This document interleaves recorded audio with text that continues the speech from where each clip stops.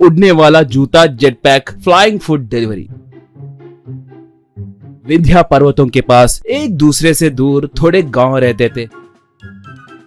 वहां पर भी एक मल्टीनेशनल कंपनी ने फूड डिलीवरी सर्विस का आरंभ किया। एक बार उस कंपनी के मालिक दिनेश ने अपने वर्कर्स को समावेश किया। उनसे दिनेश, देखिए भाई लोग, मैं कभी आप लोगों को मेरे वर्कर्स के जैसे नहीं देखा। मैंने आपको अपना परिवार समझा। आज से हम विंध्या पर्वतों के पहाड़ों पे मौजूद गांव पे भी लोगों को खाना पहुंचा रहे हैं। जो भी सही समय पे खाना डिलीवरी करेगा उसे इनाम देंगे। देरी से फूड डिलीवरी किए तो उन्हें फाइन भी डालेंगे, कहकर चला गया। तब अपने दोस्त रामू से डिलीवरी बॉय सोमू, देखा इसकी नौटंकी, कह रहा है हमें परिवार के जैसे देखता है। इसका मुंह, हम रोड पे चलते हुए जा रहे तो कम से कम कार में बिठाता भी नहीं, मगर बातें बड़े बड़े करता है। शहर में के लोगों को बिगाड़ा बस नहीं है क्या, अब गांव के लोगों को भी बिगाड़ने के लिए देख रहा है, कहा। रामू तब, यार तू पहले ही बहुत बड़ा आलसी है, मजबूरी में तुम्हें यहाँ पर आना पड़ा। बेचारे मुझे मेरी नहीं तुम्हारी फिक्र है, तुम कितने दिन नौकरी में रहोगे कहकर सोच रहा हूँ, कहा। सोमू तब, देखो अगर वो साइंटिस्ट भाटिया मुझे समय पर तनख्वाह देता तो मुझे यहाँ पर आना नहीं पड़ता था,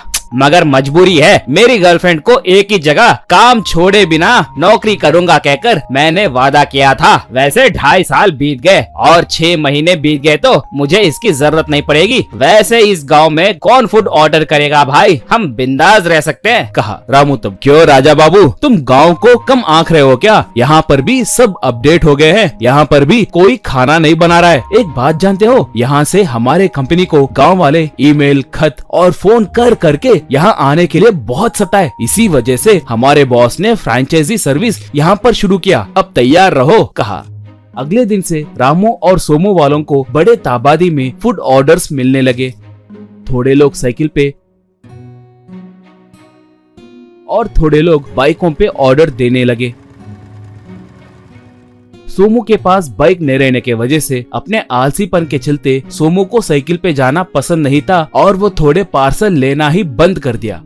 थोड़े दिनों के बाद ये बात पता चल के उसे उसके बॉस ने बहुत डांटा, उसे नौकरी से निकाल देगा कहकर वार्निंग दिया।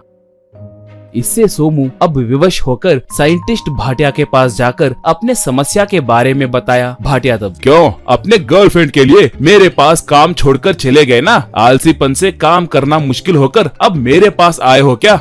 मैं तुम्हारी मदद नहीं करूँगा। वहाँ पर थोड़े सामान है, चाहे तो तुम खुद कुछ उपयोगी चीज बना लो। कहते ही एक दिन सोमू बहुत मेहनत करके वहाँ पे मौजूद चीजों से एक उड़ने वाला जेट पैक को तैयार किया।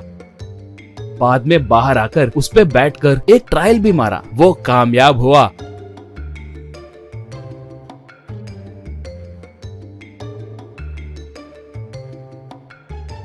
बस उस दिन से सोमू उस जेट पैक पे ही ऑर्डर लेकर पहाड़ों पे भी उड़ते हुए जाकर, कोने कोने में रहने वाले गांव को भी उड़ते हुए जाकर ऑर्डर देने लगा। ऐसे सोनू अकेला ही 80% ऑर्डर लेकर जाने लगा था।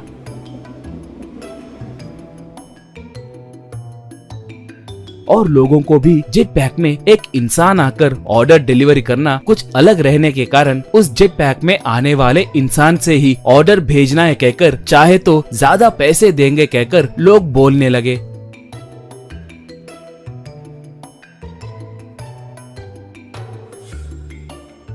ऐसे थोड़े दिनों के बाद सोनू एक सुपर डिलीवरी बॉय जैसे अच्छा नाम कमाया। इससे दिनेश आश्चर्य में पड़ गया। उसके काम को पास रहकर देखा। बाद में वो सोमू को सारे डिलीवरी बॉयज के हेड के जैसे उसे प्रमोशन दिया। सोमू बहुत खुश हुआ। ये देखकर उसके सहकर्मचारी तालियां मारे।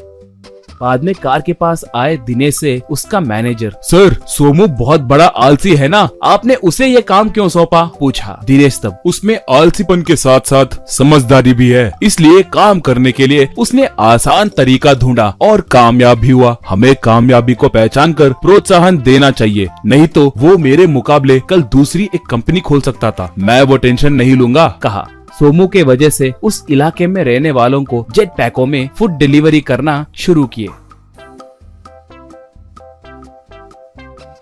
सोमू को कामयाब होते देखकर सोमू के गर्लफ्रेंड के पिता दोनों की शादी बड़े धूमधाम से किए।